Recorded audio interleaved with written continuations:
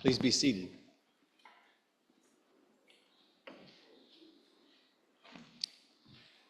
In those days, our gospel reading began.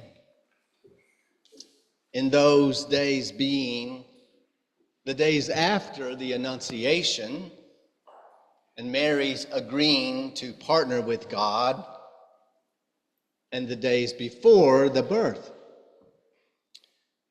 These two women in our story share miraculousness. One who was conceived as a virgin, one who was conceived post-menopause. And they share a relationship too, cousins, likely distant cousins. And Elizabeth was filled with the Holy Spirit and exclaimed, Luke says. And the Holy Spirit throughout Luke's gospel inspires people to speak on behalf of God. And in her speaking, Elizabeth blesses Mary for two things. First, she blesses her for her chosenness. 20th century theologian Paul Tillich spoke about accepting the acceptance of God. That is, God accepts us, and it's the human responsibility to at least accept that we are accepted and quit trying to prove that we deserve God's choosing of us. Blessed is she who believed that there would be a fulfillment of what was spoken to her by the Lord. So Elizabeth also blesses Mary for accepting her chosenness, and that accepting included Mary's believing the promise.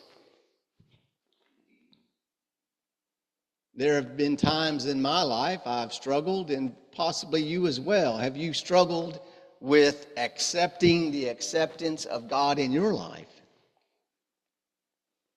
Have you shown your belief by acting in faith, trusting in God's promise to do good in you and through you, and to provide for you? Every time I read this story, I think of the lesson we learned in the life of our family about God's using all sorts of people to provide a way to bring a new life into the world. A little apologies for those who joined our Advent Compline, because I shared a little of this story in our Advent Wednesday night Compline a couple weeks ago.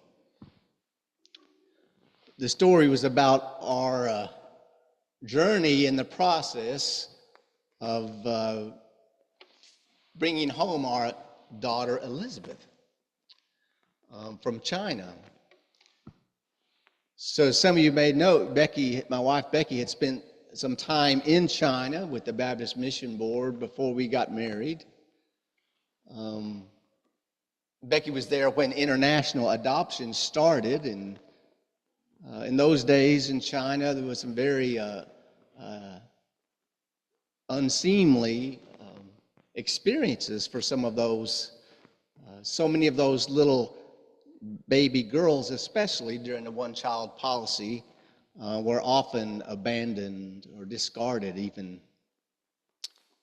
So we had discussed that throughout even our courtship and marriage, and it came to be a time in our life where it seemed to be maybe it was a right time to pursue that, as we had kind of felt that kind of tugging in our life for a long time. And of course, a big hurdle was the amazing expense of international adoption in those days. And so as we were contemplating this and deciding about this, we had a meal. I remember a meal with our beloved friends in the town in Georgia, the pastor and his wife that where I served. And there was a discussion where his name is Jim, and Jim said, well, if it's finances that's the hurdle, then, you just need to, I encourage you to step forward and to pursue this as doors open and see what happens. And so we kind of ended up following that journey. And the journey over the next year and a half or so that it takes from the time you begin the adoption to finalizing, it was a journey of just amazing things, the way doors opened and things were provided. There'd be a elderly person in the church that would just pass along a check that was meant for this. One time he called me into his office and said, Doug, you need to sit down. He had a $5,000 check from an anonymous person in Alabama that had heard we were in this process, we were doing this.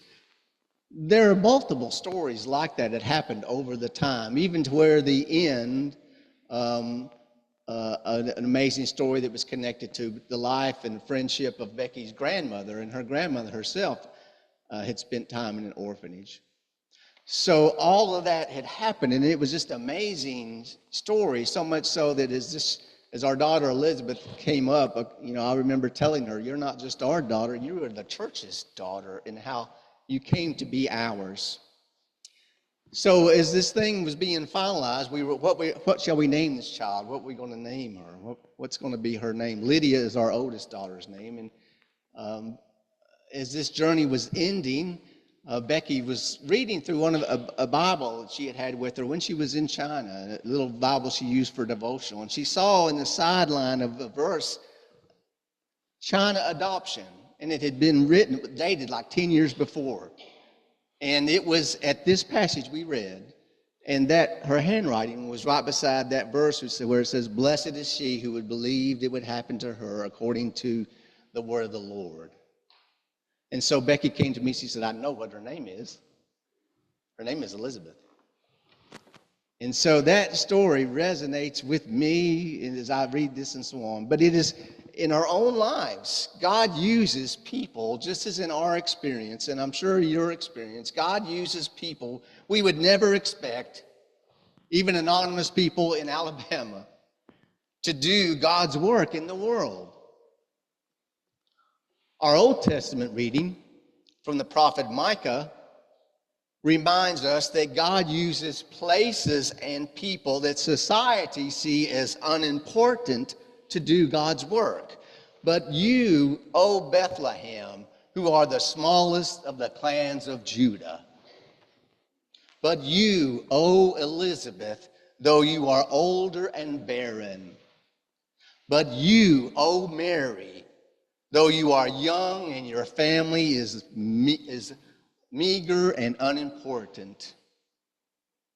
But you, O St. Andrews, though you are smaller in number than you once were, out of you will come a faithfulness and humility and dependence on God that will impact the lives of many.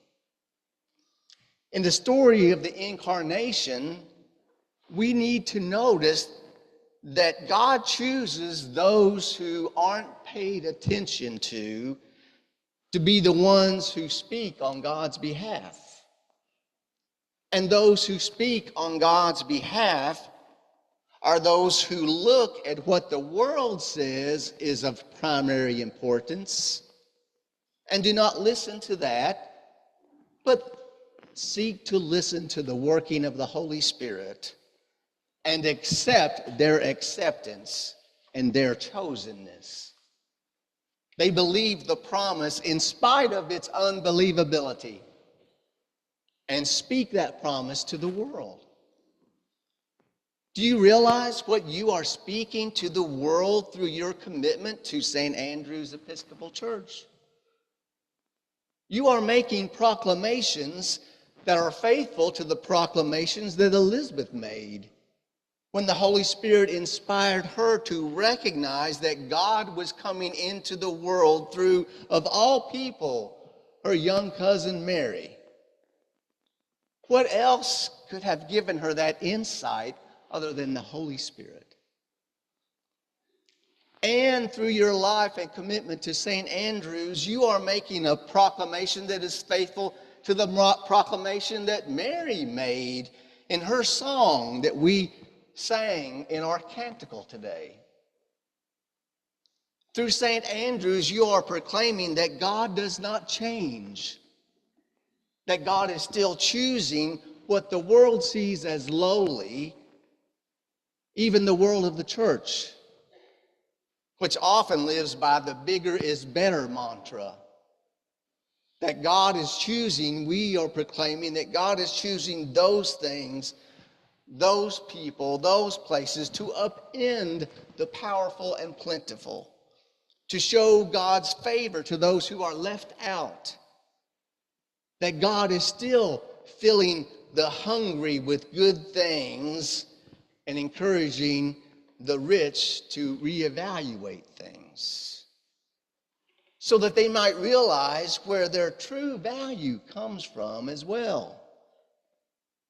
I'm not sure what all the future holds for St. Andrew's, but I do hope that our future will include proclaiming God's faithfulness to the world in a unique way.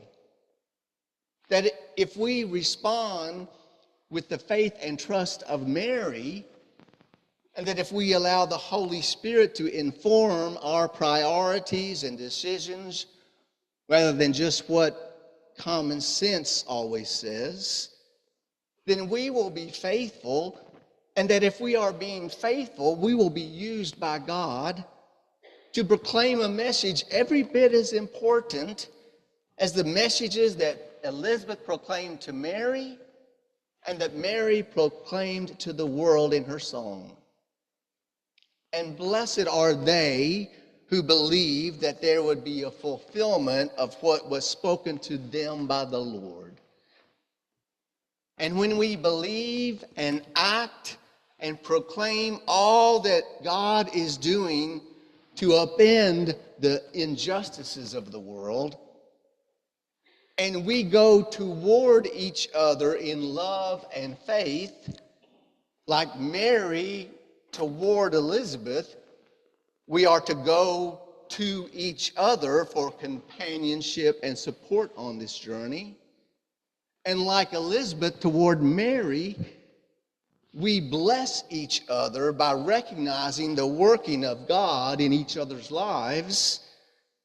And like John the Baptist in utero, he leapt in his mother's womb, we gladly respond to the Christ in each other, and we will find that the Holy Spirit is moving within us and among us, helping us to answer yes to God's invitation in our life, whatever that may be, and leading us to bless each other and to proclaim the wonder and beauty of God's vision for this world. And we will, like Mary and Elizabeth, be the means through which God comes to life in people's lives. May this amazing story of miraculous life being born in two women give us hope and trust that God is still being born anew in this world through people who respond in faith and obedience, even when we don't understand how it can be. Indeed, our lives will be a song which sings out, "Joy to the world, the Lord is come. Let earth receive her King. Let every heart prepare him and her room. And heaven and nature sing. And heaven and nature sing." Thanks be to God.